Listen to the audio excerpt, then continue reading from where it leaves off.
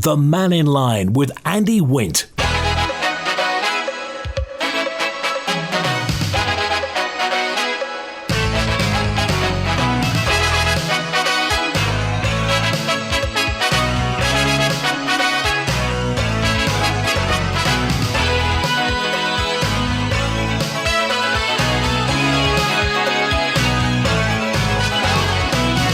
Good afternoon. Welcome to Mannin Line on Manx Radio. Another open line today through until 1. Remember, this coming Thursday, the start of the season where we nip out to the schools, the high schools around the Isle of Man. This Thursday we'll be at Ramsey Grammar School, hearing the views of 16 and 17-year-old voters, as they are now, and that's kind of opposite, really.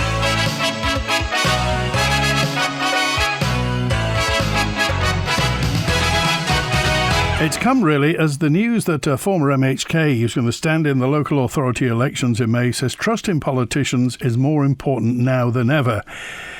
David Cretney is hoping to represent Douglas South for Douglas City Council. He's got housing, dog fouling and protecting public parks and spaces as key topics in his manifesto. And he believes that his previous political experience will help him in the role of councillor if elected. I just wonder what your thoughts are where that's concerned. Obviously, David Cretney, I'm sure it was Douglas South he represented from, it was 1985. So, I mean, it's 40 years that David Cretney, and he's coming back on the scene because he, as a former politician, recognise that the trust in politicians is going down. So, and he won't mind me saying this, but at the age of 71, he is coming back or aiming to come back into politics. If you've got any thoughts on that, in principle, of course, text, email, call and WhatsApp. And thank you also to, this is Big Phil, who said, Andy, what about the Ravens on Saturday? Anybody who wasn't down at the bowl missed an absolute humdinger. What a finale. The best £10 I've spent in ages. Well, they played. I was there watching the match. It was a bit chilly and there was some rain and part of the stadium was cordoned off because there was an unsafe tree. But it was something else. The Ravens did really well. Jacob Crook, who else, scored late on. Adam Adebayi got sent off. I thought it was a very soft sending off anyway. And then AFC Liverpool equalised and Steve Whitley got the winner. It was mayhem there on Saturday, and congratulations and Big Phil. All the best to you. Thanks for your opinion. Why are fish and chips, this is 795, why are fish and chips so expensive on the Isle of Man? I wonder how much profit the chip shops are making per portion of chips and fish sold. This is 795, anonymous contributor. We tried this a while ago, didn't we? To try to find what's the most, the cheapest. No, we won't say cheapest. Most economical, most value for money fish and chips on the Isle of Man, and the most expensive. Well, you heard Milky Quail talking about why he started up the coffee shop in the Old Crescent in the Paramount City, and he said hospitality is a very tough trade, right? And that's a man who's crashed in the TT. So hospitality is very, very tough. So, I mean, do you begrudge paying a lot for fish and chips? Do you think fish and chips are relatively expensive? Where are the most cost-effective fish and chips? I mean, apart from doing them yourselves. Anybody home-fried battered chips? Battered fish? Anyway, any thoughts? Text, email, call and WhatsApp. And Wilf's with us now. Hi, Wilf. Hi, you've just come on now for something for me to mention, but what I actually was coming on for was because I'm still stuck in Nobles. Oh, are you? But I was just going to put on the wonderful treatment I'm getting here.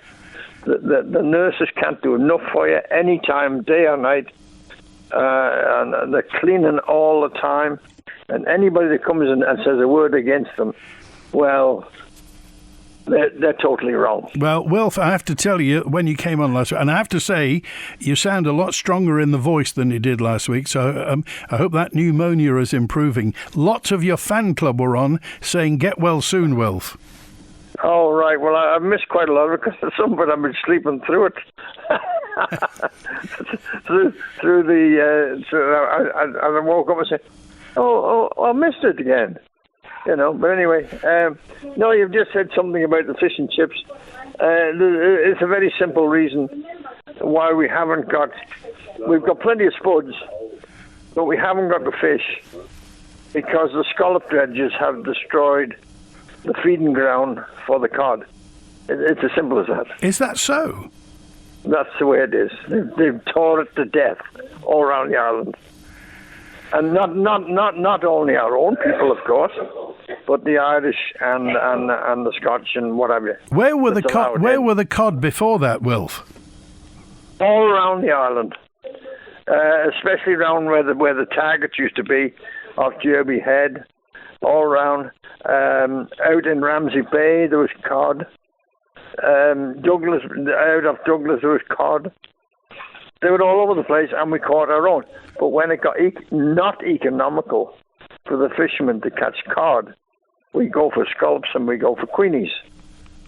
And then we destroy the ground. It's very easy. So when the cod used to be landed, who'd be gutting it then? Who'd be getting it ready for the cafes and chip shops? Well, actually, I have it's a long time ago. I have come in with a load of cod, and I don't even know how they found out, but they're waiting for me on the quay. And that was Irvin's fish shop. From Douglas, they were waiting for me on the quay. I don't know how the hell they found out. I was even out in the boat, but there they go. And what was the quality of fish, the cod that you used to catch? Oh, wonderful. Wonderful. Fat they were. We, at that particular time, we would go around Derby. That's where the fish were, around Derby side. But you get them on our side as well at the right time of the year. But well, I'll tell you, very short tale, very simple. I was fishing. I had bait. And there's only the two of us, and we're in this in my boat, which was a lifeboat of the Lady Caroline, which I'd made into a boat we could use. And we were down off Shallig trying to catch a cod or two, see? And we come on Ivor Crow, the lobster man. And he said, he said, oh yeah, boys, he's a bucket of bait for you. And there was a bucket of hermit crabs. Well, we got plenty of bait. No, yeah, take these. This is what you want. I said, okay, Ivan. He said, the tide will get too strong for you shortly here. Your legs will not keep the bottom. So, I said, all right, Ivan. And this is true as I've got to lie in this bed.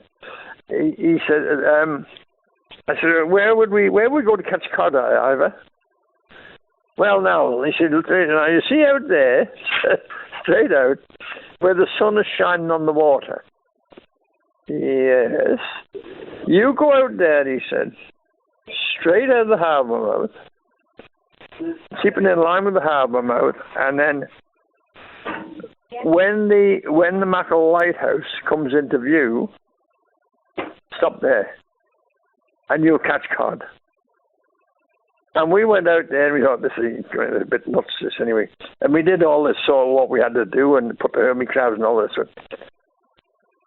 And we ended up with 3.5 hundredweight of cod in a very short time.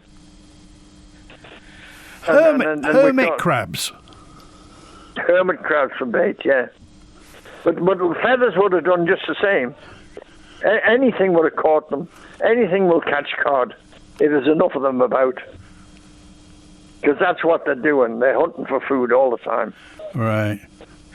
What do you think of this theory? Because, Wilf, there's also a theory that we've got too many seals around the island. They're taking the fish. Well, that's true, but what can you do about it? You can't go shooting the seals. No, that's true, but I mean, I just wonder whether it was always like that, whether the seals used to get the fish before. Well, it did, but in the past, way back, the seals did get shot. There's no doubt about that. They got pulled, as you call it, quietly. Oh, not officially. No. The boys kept them down. But you see, the thing is, when you look and you see the seals in the harbour or whatever, you never see a thin one, do you? That's true, yes. All right. Well, listen, take care and continued recovery, and we'll see you out and about soon. Yeah, hopefully. Okay. Good to hear from you. Thanks, Wilf. Thank you, Andy. Cheers now. It's 16 minutes after 12. Here's Bonzo with us now. Hi, Bonzo. Hello there. Yes, fish and chips. That's a complex subject. Indeed, when Chris answered the phone to me, and I told him I wanted to talk about fish and chips, he said, "Are you buying?" At which point I said, "Well, no, I have to go to the cash point because it's going to cost a fair whack." And there are many reasons why it costs a fair whack at the chippy these days. But just to give a little bit of background, many years ago, I did an IT rollout for a UK catering company. So not only did I put on weight, because I was well fed anywhere I went, which was one thing that was good about it, but also it taught me a little bit about the figures and stuff that go on behind catering.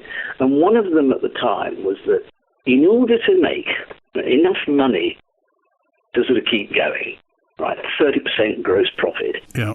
And then you pay your taxes and whatever. So that you retain 10% profit so that you can reinvest in the business. The rule of thumb was that in order to make that, you had to charge 375% at the time. This is going back a quarter of a century now. 375% of plate cost. Right? So the ingredients you put on the plate, or whatever, you've got to charge almost 4 times as much as that in order to make any money. Really, realistically. Nowadays, I would think that's more like 450% or such like. So if you then go around and look at the price of potatoes, which has gone up remarkably, some of it to do with some issues, but some of it also to do, I'm afraid, with things that people don't like talking about, climate damage, because we have more rain, and the rainy season's extension and the flooding, etc., make life very difficult to grow potatoes. So the price of potatoes has gone up. And the price of fish, of course, has gone up markedly, especially with cod and haddock. Cod in particular, because Wilf was saying about, yes, you can catch cod off the Isle of Man. I'm not quite sure whether you might be able to do that now because, again, with climate issues, cod, I believe, are quite sensitive to sea temperature. And they've kind of gone up north. And most of the cod that you get nowadays is caught around the top of Norway in the Barents Sea. So a lot of that is actually Russian caught. And of course, because Russia's on sanctions at the moment because of the Ukraine war, we're not getting that fish. So, again, the price goes up. So, if you look at what a chippy might be paying for the ingredients to give you a haddock and chips, let's say, or your cod and chips, your cod and chips, well, they're probably starting out at £5 before they start even doing anything with it. So you reckon? I mean, it's amazing because as a rule of thumb, I mean, chips, fish and chips have gone up almost as much as light bulbs have gone up. I mean, we're now at about £2 or £4 for a light bulb, and it's £10 for fish and chips really nowadays. Well, £10 for fish and chips if you're fortunate. Yeah. That's the way of the conditions of things at the moment. And of course, for chip shops as well, you've got a cost of living crisis, but they have to pay increasing wages, increasing the minimum wage, etc., and increasing rates and such like. So they're just in a bind where they're desperately trying to keep prices affordable for people to actually go and buy fish and chips in order for them to keep in business. But the thing is that they make increasingly less money out of it. Do you buy fish and chips? Yes, I do sometimes, yes. And I put cheese on them, yeah, and mushy peas. Oh, yeah. Oh, Bonzo, all the secrets are coming out. All the secrets are coming out. But I only do that once in a while because otherwise I wouldn't be able to get through the door. Yeah. All right. Thanks for calling today, Bonds. That's good to hear from you. Cheers. All right. Text, email, call and WhatsApp.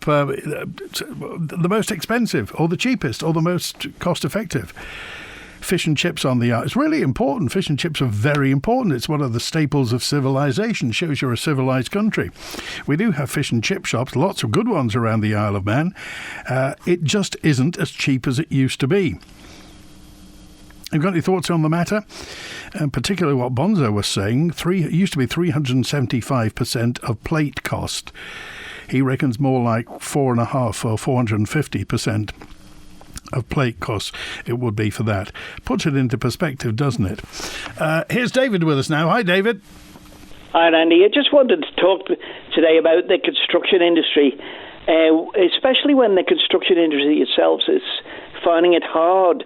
That's the local construction industry.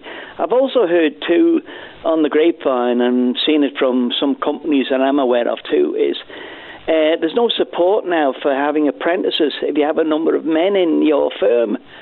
Now, I just wonder whether you could chase that a little bit, because, A, it doesn't bring on the next generation of skilled craftsmen, joiners, plumbers, electricians, plasterers, and labourers for that particular industry, because we don't really want to start dragging people from the UK or somewhere else, do we?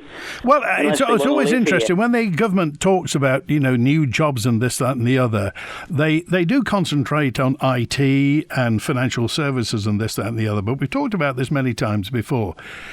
Yeah. The world always, and just like fish and chips are a sign of civilization, a good plumber is a sign of civilization. A good plasterer, a good brickie, they're all signs of civilization. And if we aren't growing our own, as you say, they're going to have to come from somewhere. You will always need a plumber. Yeah, or electrician. Especially, you don't want to dabble in both anyway, because I don't. But I just wondered where the support is coming from the Starship Enterprise, that government department there. Because you look at all the portfolio we've got, like, I'm just going to quickly go through them. Park Road School, where are we there? 2 pubs, the Quarterbridge, the one at Derby Road, the Summerland site, the bus station. And what's happening with the nurses' home? Well, I was funny as you say that. I was walking by it yesterday. It looks like a cathedral. It's enormous. They're putting the thing on top, and admittedly, it's taken ages to. It's like waiting for a bus that never arrives. But I'm sure there's a grand entrance to it now opposite Henry Bloom Noble School. So I'm sure it's going to be fantastic when it's open. It's just that we don't quite know when it's going to open. Well, the other thing is, you got a thing on about Milky this morning, which is great. He's took an opportunity, he's thrown his hat in the ring and started the business next door to the tram sheds. And can you imagine, if I was him, I'd be straight in there, him and his missus now, saying, I want a rate reduction for that scaffolding we've got outside the sheds for the horses. What are we doing with it? Summer's not far away, is it? Easter. And there we have the promenade, we've still got the fences there, the seawall, I don't know. Is it half done yet? I'm not quite sure. Well, we don't quite know. And we've got other people there that want to start things who probably have the money. Newsom's on the quay there, the one opposite there where the pub is. There's a massive holes in there. Why aren't we plugging up some of the things we've got and putting some schemes out so the local industry can employ the apprentices? I want to come back to this as well. Do you think, underlying this, David, that there's a touch of snobbery about this? That somehow we'll trumpet the fact that we want IT people and we want people to write computer code and we want people in financial services. Do you think there's a bit of snobbery about the fact they almost don't want to be seen to say, look, we do need plumbers, we do need brickies, we do need electricians, we need gas fitters, we need plasterers, we need roofers, but why don't they I don't understand why they don't make a big thing of that, of getting young kids, and I say boys and girls involved in this, who, may not be academically gifted, but they're very, very gifted with their hands. And being gifted with your hands is as important as being mentally gifted with your head, I think. Yeah, it's not snobbery as such. What it is that government, I think, personally, concentrate on the wrong end. They don't make it broader. They've got the custodians for all the property, which were mentioned before. Yeah. And can they be trusted to put schemes together? I think that the judgment on the jury is still out on that because of the problems we've had in the past. We've still overspent on such things. We don't get them regulated. And I know Treasury now, I believe Treasury officials are in every government department now checking up on it. But it should have been done ages ago. And in my time there, where we used to have Treasury officials around all the time saying, what are you doing there? What's it going on? What's the scheme doing? Why isn't it progressing? You know, there are certain ones within government. Maybe, I think I was listening to the MLC last night, and I listened, they don't take a leap of faith, and he was in the business industry, wasn't he? He used to make decisions, and if decisions were going wrong, he jumped in again and then made them decisions right. That's why he wanted to be in MLC. But anyway, you look at the MLCs, what do we need out of them? We need the MLCs to be in there talking all the time, checking all the time. It's like legislation, moving it forward, making it modern for this day and age. But I don't see it happening. But I'd like to see Andy try this year and try and get them on this development corporation, you know, an arm's length company. And who's going to be the major man in the steam packet? Okay, all right. Good to hear from you, David. Thanks for being with us. Bye. Take now. It's 27 minutes past 12, and also David was talking about Peter Greenhill, who was on Agenda last night. He's standing down as an MLC. Fine referee as well. It's a great referee. He was, I think, also I've seen him at the Ravens a few times. He was the refereeing ombudsman. He was the assessor for the visiting referees. Good news about David Cretney. Bless him. Good on him, says Karen. The excess water. This is 775. The excess water which is on our roads and flooding many properties that never had the problem before appears to be in places where Telecom has been burying new cables down drains and killing the trees off to help 5G transmission. Do Telecom have any public liability insurance for any damage that has been caused, says 775. First, I've heard of that, 775. I mean, have Telecom been burying cables down drains? 058 says, I agree, fish and chips very expensive. We have lots of spuds, but £5 plus for a large portion of chips, I think, is scandalous, says 058. £5 for a large £3.60 in Peel, apparently. 009, £3.60 for a regular portion of chips in Peel. And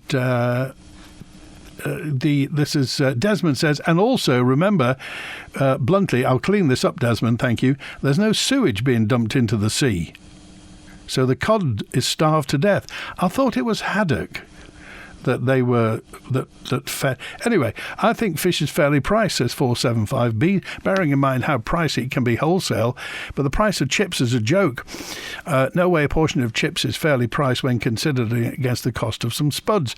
And speaking of excessive cost, how can a cup of tea cost more than £1 when what we're talking about is a tea bag in a cup of boiled water? Well, in theory, it's a tea bag in a cup of boiled water, but it will inevitably be in some premises that have to be lit, heated and staffed and paid for. But I get your point. Where is the cheapest bag of chips on the Isle of Man? Anybody tell me? Oh, by the way, the seals, or somebody else saying it's the seals. The seals have eaten all the fish, says Mel. You need to cull the seals. I wouldn't say that in public. Oh, you did. Oh, regarding, there we are. I make my own fish and chips at least once a week, says Phil. An 8-ounce piece of cods from Devereux dipped in homemade Bush's beer batter and fried in beef dripping. Health food. Thank you, Philip. Likewise, some local potatoes from Andrus and Jerby chipped and fried in separate beef dripping. Good healthy living, keeping two Manx businesses going, I hope. Now you got me feeling hungry. Howard's with us now. Hi, Howard. Hello, Andy. Just listen to David, and he's quite right in what he says. The Manx government should be concentrating on the apprenticeships for services, electricians and stuff. But I had a smile the other day. I was just saying to Chris, I opened up, I think it was the Courier, and therein, and I think it was on your webpage, you know, the college, the University College out at the Nunnery, I think it is. They're doing courses in drone flying. Now, what in the name of God is that for? I know you can get a business out of it, you can, but it's not the sort of thing that's absolutely necessary, like a plumber, electrician, or someone of that ilk, a brickie. But these are the silly things that's brought up. Drone flying should be a hobby. Like my hobby when I was building model boats, I didn't have to go to college to learn about them. You learned on the hoof. And if this college is sorting out classes, they can't have much in the line of incentive to do anything else. I just wonder, I mean, where does the government think the next generation of plumbers, and if any plumbers are listening, everybody salutes you, because good plumbing is a sign of civilization. Any house or nowhere, commercial premises, nothing can survive without good plumbing. It's one of those things that just needs to, and because it's so commonplace, people take it for granted. But what's the first thing that happens? If you panic, if the water goes off or something, or the washing machine suddenly isn't connected properly, everybody panics and you need a plumber. And I just wonder why this is, why there's a shortage of tradesmen and women on the island. Again, it's a lack of apprenticeships, because as far as I know, they used to get a system whereby you were in an apprenticeship and you were kept in that apprenticeship. I don't know if you could leave it, but they certainly couldn't sack you until the end of your time. I served an apprenticeship for my trade at the time, which was horticulture, and it never leaves you. It's always there. You've always got that idea. Systems change, systems improve. But that actual learning stays with you. And they're always there. You can always go back to it. But some of the silly things there, social sciences and all these non-business, non-job, non-employment, they're all hobbies. And this is how they should be treated. And if you want to, you should pay for them, not have them on the education curriculum, which is expensive enough as it is. But if apprentices are a vital part of the growing up system of the plumbing, heating, electrical, and with the new systems coming in now, these, I don't know, they're going to follow the same course here. The air heaters, doing away with boilers, gas boilers, and things various like that. They're changing constantly. Well, the Isle of Man government, the tradespeople, should be on top of this all the time, not giving these stupid, idiotic courses like drone flying. Maybe somebody will come on and say it's a private one and has to be paid for separately. I don't know, but there was nothing. It just gave it in the courier and on your website. Okay. I'm just trying to find, I got a note about something you brought up yesterday, and it was... Where was it? Oh, it's David. David Downey dropped me a note in from a hyperbaric, and he said there was a plaque on King Edward Pier said that Douglas Harbour was the first to use radar. Have you ever seen that plaque? I haven't, but I was looking last night. I sent you a text last night about the Pathé News, but just below that one, it does say it there on the Pathé News that Douglas was the first. And this is going back to 1950-something and 1948. But I mean, Howard, that's another one of our firsts, and something that, the Visit Isle of Man, you could be trumpeting that, radar societies from all over the world could come if there was something to say that ours was the first place. And obviously the building I'm sitting in here, really important as a radar station. Exactly. And there was Derby, there was Andreas.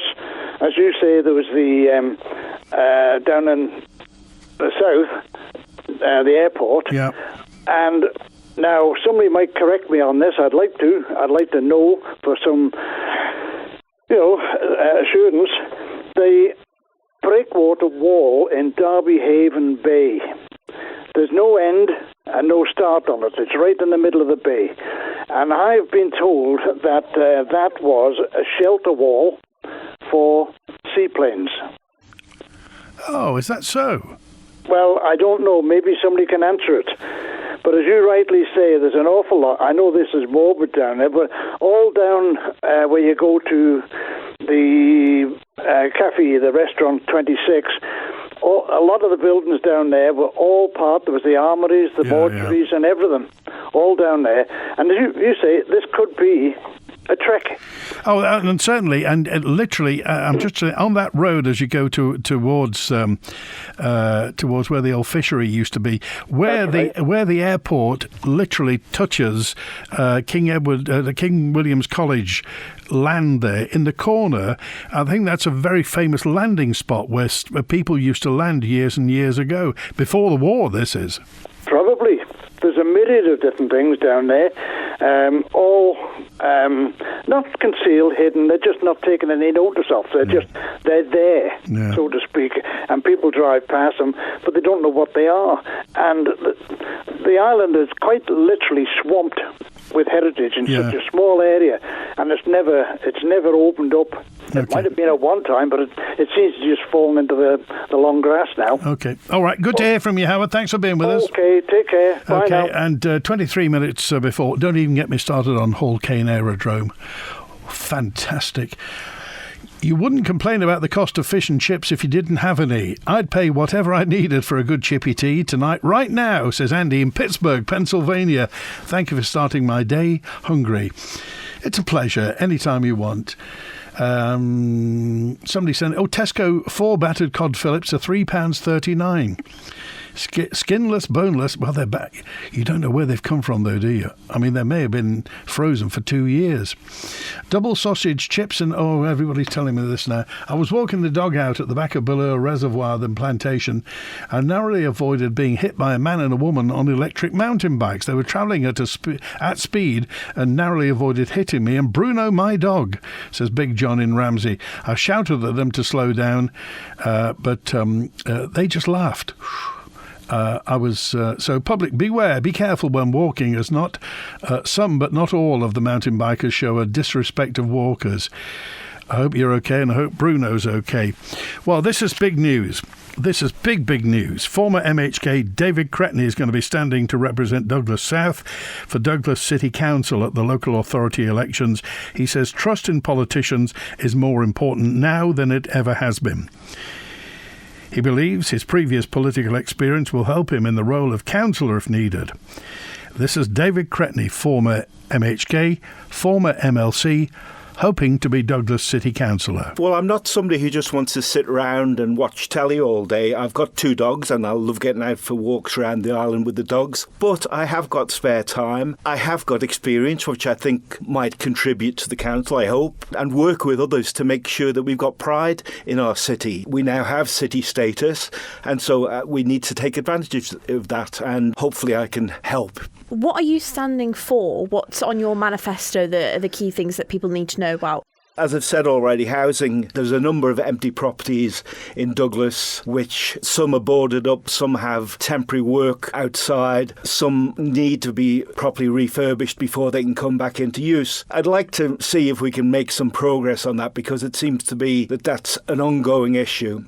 I'm very pleased that there's been developments in relation to the flats on Peel Road, in Williston, the sheltered housing which has gone on of late. I think those are all great. And so, given that housing has always been kind of top of my agenda, I'd like to play a part in that. We're very fortunate that our Victorian and Edwardian forefathers left us the lovely parks and gardens we've got, so I think they're important to be maintained. Also, play areas. The corporation is responsible for play areas, so I'd like to make sure that we continue to make proper provision for young people. Obviously, one of the controversial issues in the last couple of years was the refuse collection, where it went from weekly to every other week. I think the time would be right to have a review to see how things are going on with that. I think in some areas the recycling and normal bin collection is working really well. In other areas it isn't, and I think we need to see what we can do to improve that. David Cretney, remember, he was MHK for Douglas South from 1985, did 30 years,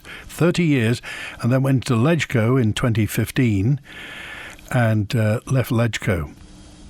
Of course, he was a shop manager and, of course, had moochers and supercards for a while as well. So he's been in business. He's been in politics. He's out of politics. Now he wants to go back into... I wonder, trust in politics.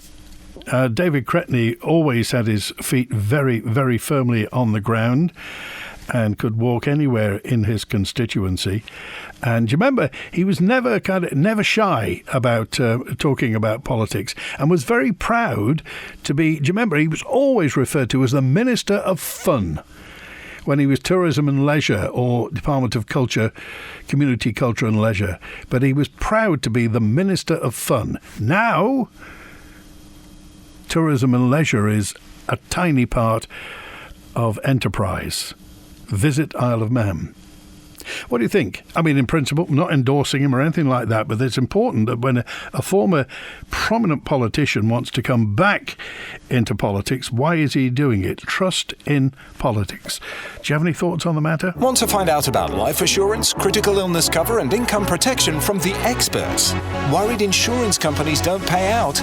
Come to Financial Options free seminar in association with Aviva on the 20th of February. Find out how much insurance companies pay out and what you're covered for. Learn about these essentials and protect your family or business. For details, visit Financial Options on Facebook. Chase Financial Services Limited, trading as Chase Wealth Solutions and Financial Options, is regulated by the Isle of Man Financial Services Authority.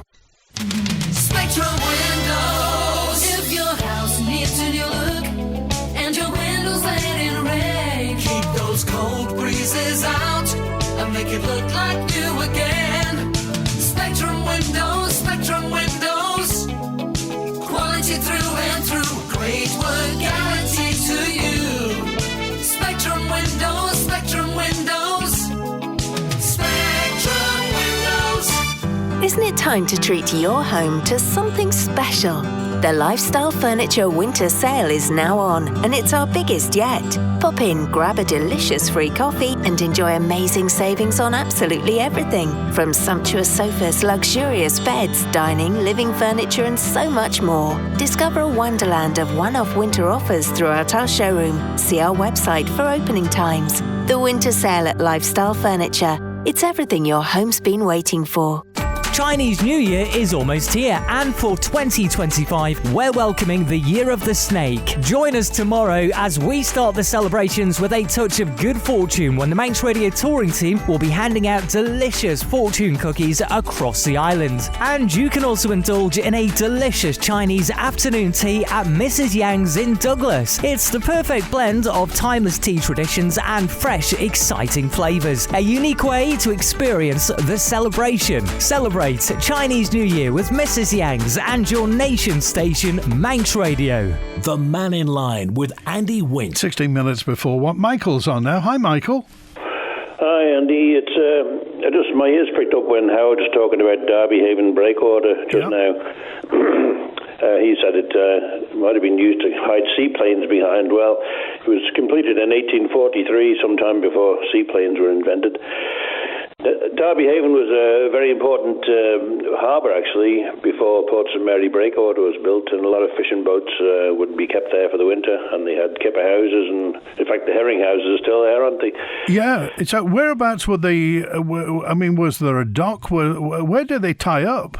They didn't. They just tied up on the beach and let the boats dry out. I see. Right, yeah. And then the breakwater was built to give them a bit of shelter during the winter behind that particular wall, but it was never designed to be access from the shore except at low water. And in fact now it's such a place for nesting and roosting birds that they don't recommend that people go to it at all. Right. I mean, is Derby Haven Bay? Is it? I mean, is there a natural tide that takes the silt away? It's not getting any shallower, is it? No. There's no river going into there. No, it's just a natural bay. I mean, I presume after they built the breakwater, there would be a small build-up of sand behind it, which is all to the good, really, for boats to dry out on. But as there's no river and the tide's going past it at a good smart rate past Fort Island, so there's no risk of any silt there at all. No. I mean, there is, I think, I'm trying to think, in some of those, the big houses towards the end, there's a tiny stream coming down, but presumably that's draining from the field above. Yeah, just a land drain. You wouldn't call that a river or a stream. No, it's just a land drain. Yeah. Okay. All right. That was all. It's just that I enjoy listening to Howard's Way every day. Okay. Just point out to him that in 1843 there wasn't a seaplane to be had. Or if they were, it would have been something special. All right. Thanks, Michael. See ya. Good to hear from you. Here's a note in from Barry who just said, never mind the Bee Gees, never mind Radio Caroline North, never mind the TT. The Isle of Man, radar capital of the world. That's what we should be trumpeting. Radar capital of the world. At the moment, I think there's a shortage of work for plumbers and other building trades at the moment. So definitely not a shortage of trades. Point taken. I take that point, WhatsApp 693. However, what would it take for there not to be? It's how much extra work would suddenly soak up all that labour and skill and expertise, and then you'd only need a few more projects and suddenly there would be a shortage. But that's a very good point taken. The amount of the plumbers and electricians is on the decline as humans now let's have a look here. I live in Plymouth, UK. In lovely Devon, the fish and chips used to be a cheap working class meal. Now it's expensive. You pay £18 for fish, chips and mushy peas just from a chip shop, not a restaurant. My wife, myself and granddaughter sat in a restaurant cafe and had fish and chips. For three of us, wife, me, granddaughter, £60. David, Smithy Martin. Thank you, David. Good to hear from you. And a lot of building firms and roofers are starting to use drones to take a quick skeet up chimneys. Guttering helps time-wise and safety. They're very accurate now, and I think they'll soon be part of the apprenticeships. Julian's on now. Hi, Julian. Hi, Andy. I was just thinking, Howard and Michael, what a wonderful resource we've got on this island. The amount of knowledge that they've got in history and everything, I'm just blown away. It's amazing. I love it. Anyway, that wasn't why you called. No. Talking about fish and chips, if anybody'd like to go on their Tesco app and look for sea bass, and you'll find boneless sea bass fillets.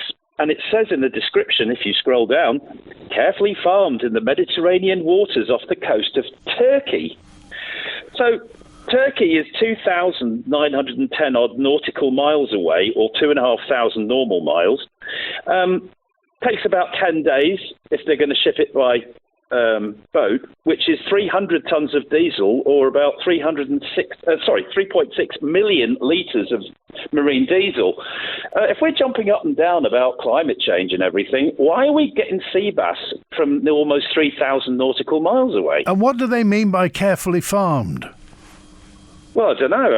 I don't know. Is it like a Kobe beef where they massage them? I don't know. I just wonder. It's not like they do salmon farms, trapped salmon farms, captive salmon farms. They don't keep sea bass there. I wonder how they do that. No, I know. And somebody else mentioned earlier about, more rain. Apart from the fact that what I mentioned a couple of times, the IPCC, the Intergovernmental Panel on Climate Change, Chapter 12, page 1856, Table 1212, no signal for heavy precipitation and pluvial flood from human-induced carbon whatever. However, NASA, they're saying that the Hunga Tonga subsea volcano, which was equivalent to a 30 megaton nuclear explosion under the sea, increased the amount of water in the stratosphere by 14%, and it's going to be 2028 before things calm down and all that water that was, thrown up about 60 kilometres up into the atmosphere. Where was that? Where was it again? Hunga Tonga, subsea volcano in the South Pacific. If you look up Hunga Tonga, Hunga Tonga, on YouTube, you can see the scale of it. They've got because it was caught by satellite, and it's absolutely enormous. It's one of the largest volcanic. If it had been on land, it would have been game over. But luckily, it was in the sea. And that is the difference. If you have on land volcanic eruptions, it emits dust into, obviously got volcanic ash into the atmosphere, which is a cooling effect. But if it's a subsea one, unlike CO2 and methane, the biggest greenhouse proper gas is water vapour. So you imagine you've got 30 megaton equivalent explosion blasting seawater into the upper atmosphere. That's going to be a temporary 4 to 6 year warming effect from the fact that you've got water vapour up in there. And of course the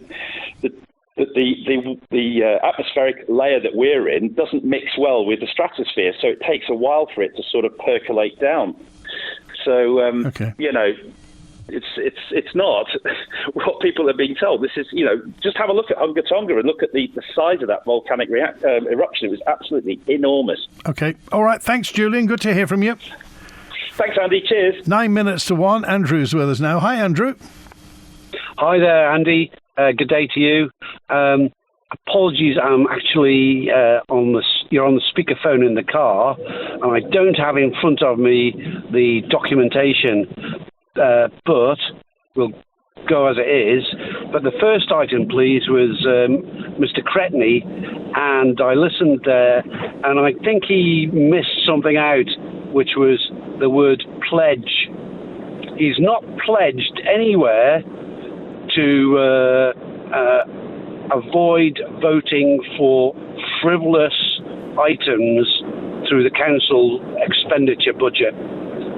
So I think to be able to vote for him, I would need him to be saying he pledges not to vote for frivolous items outside of core activities relating to services for ratepayers. Well, I think, it was fairly obvious when he said that they want to look. He would like to look again, or it may be time for a reset over the fortnightly bin collection. It's something obviously that he's concerned about, or he's noted concern about.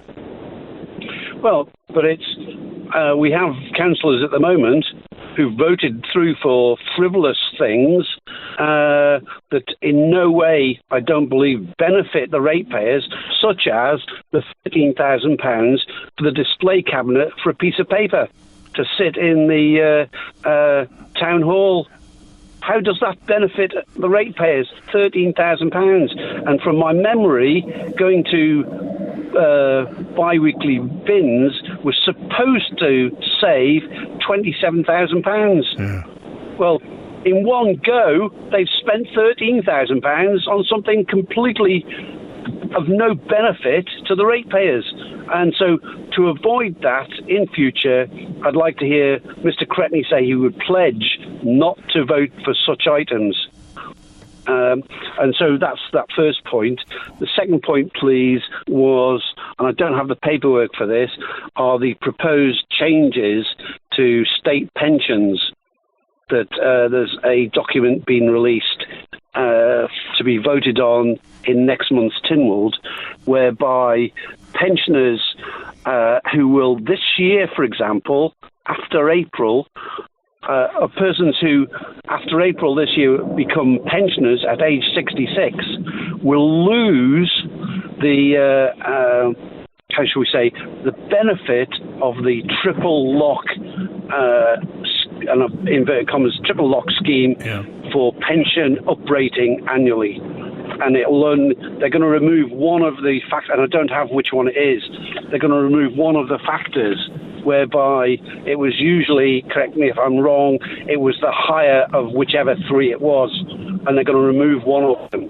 So because this is obviously, they're putting forward the case that whatever that factor was, it's helping to drain the pension fund. Yeah. Well, look, hang on. How many people are going to be pensioners this year at 66? And all these people will be totally disadvantaged. And I think anybody who's having a birthday this year at age 66, and I'm including myself there and declare an interest, anybody like this, we should write to our MHK, ask them how they intend voting on this issue when it's brought to Tynwald, and if they intend voting for it, then people who are going to be pensioners at age 66 this year should not vote for that person at the next election. OK, Andrew, we appreciate it. I'm glad you're driving safely as well. and I've just parked. Thanks very much, Andy. Good to hear from you. Thanks for that. I've been an electrician for 16 years, and getting my apprenticeship was almost impossible. If it weren't for my father already being in the trade and getting me that foot in the door, so to speak, that I'd never been able to get on as an electrician. What is also a problem on the Isle of Man at the minute is in line with apprenticeships and trades for the already qualified tradesmen to stay up to date with their skills. Electricians and plumbers need regular assessments and upskilling, but none of this is currently available on the Isle of Man. So not only do we have a very poor route for young people to get into the trades, we also have a very big problem for keeping those tradesmen all up to date on regulations and assessments, and we all know how important they are, particularly with insurance cover. This island should have a site or a school or a college of its own dedicated to this, and they wonder why many of us leave the Isle of Man for the UK or further afield.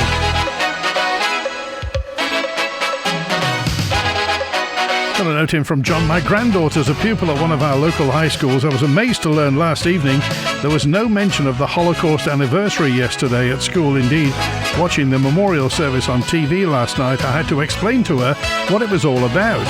I well remember her father, my son, representing the high school at a memorial service some years ago. Sadly, I think it's an example of lowering of standards in our local education system. Or maybe that's something that the pupils, the students at Ramsey Grammar School, will talk about on Thursday, because we're at Ramsey Grammar School on Thursday and heading to Castle Rushen High School and St Ninians in the next couple of weeks. That's it. Answer phones open 682 631. Thanks to Chris on the phones today. Back tomorrow at high noon. WINT.